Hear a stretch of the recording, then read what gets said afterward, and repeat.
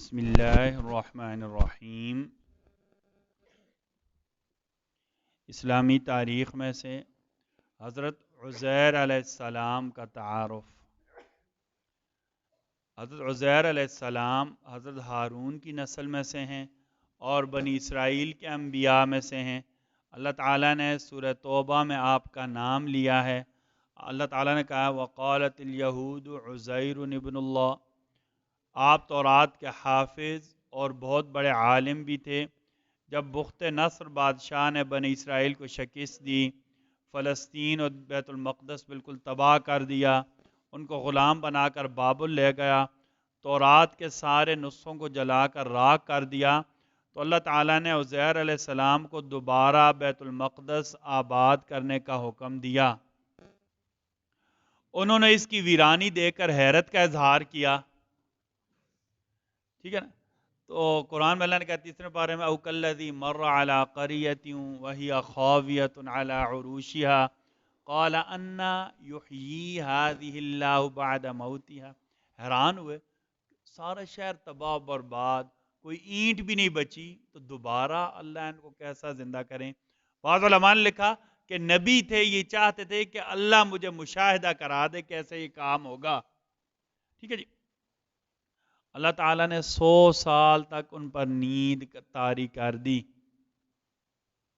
فَأَمَاتَهُ اللَّهُ مِئَةَ عَامٍ ثُمَّ بَعَثَهُ۔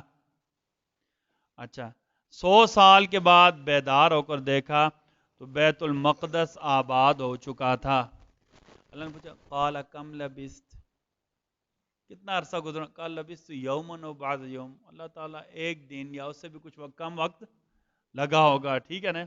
تو اللہ تعالیٰ نے بتایا 100 سال تک۔ بل لبثت مئۃ عام، پھر اللہ نے کہا فانظر الی حمارک وطعامک لم یتسنہ، دیکھ اپنے گدھے کو دیکھ، آپ کے سامنے زندہ ہو گیا، اپنا کھانا دیکھو، اسے کچھ بھی نہیں ہوا، اسی کے تر و تازہ ہے۔ ہمارے علماء نے لکھا ایک تو یہ کہ زندہ کرنا پھر موت دینا، دوبارہ زندہ کرنا یہ اللہ کا حکم ہے، اس کے اوپر ہم نے ایمان لانا ہے۔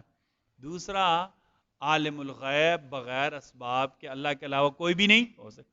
وقت کے نبی تو نے بھی نہیں پتا چلا میں کتنا عرصہ زندہ رہا ہوں، کتنا عرصہ سویا رہا ہوں، ٹھیک ہے جی۔ اچھا، حضرت عزیر نے پوری تورات سنائی اور بنی اسرائیل کو لکھوا دی۔ اب یہودی سمجھنے لگے کہ جیسے تورات زبانی یاد ہو، عام بندہ نہیں ہو سکتا۔ اب یہودیوں نے کیا کہنا شروع کر دیا کہ یہ اللہ کے بیٹے ہیں، اللہ کے بیٹے ہیں، ٹھیک ہے نا۔ یہودیوں کا ایک فرقہ عزیر علیہ السلام کو اللہ کا بیٹا کہتا ہے، ان کی بت بنا کر ان کی پوجا کرتا ہے۔ قرآن کریم میں اللہ تعالیٰ نے اس غلط عقیدے کی اصلاح فرمائی ہے، نہ اللہ کسی کی اولاد ہیں اور نہ ہی اللہ کی کوئی اولاد ہو سکتا ہے، ٹھیک ہے نہیں۔ ایک فرض کے بارے میں سجدہ سہو کر لینا۔ نبی کریم صلی اللہ علیہ وسلم نے فرمایا کہ جب تم میں سے کسی کو نماز میں غلطی لگ جائے تو سجدہ سہو کر لینا چاہیے۔ نماز میں کوئی واجب غلطی سے رہ جائے یا نماز کے فرائض میں سے ادا کرنے میں کوئی تھوڑی سی تاخیر ہو جائے تو اس پر سجدہ سہو واجب ہوتا ہے، ٹھیک ہے نا جی۔ علماء سے مسئلہ پوچھ لینا چاہیے، سجدہ سہو کا طریقہ بھی اور سجدہ سہو کا مسئلہ بھی، ٹھیک ہے جی۔ ایک فضیلت والا عمل، برکت والا نکاح۔ نبی کریم صلی اللہ علیہ وسلم نے فرمایا سب سے زیادہ برکت والا نکاح وہ ہے جس میں خرچہ کم سے کم ہو۔ سب سے زیادہ برکت والا نکاح وہ ہے جس سے خرچہ کم سے کم ہو۔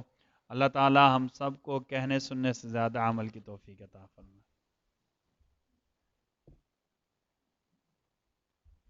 بسم اللہ الرحمن الرحیم۔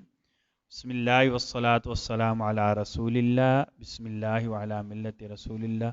ربنا تقبل منا انک انت السمیع العلیم وتب علینا انک انت التواب الرحیم برحمتک یا ارحم الراحمین۔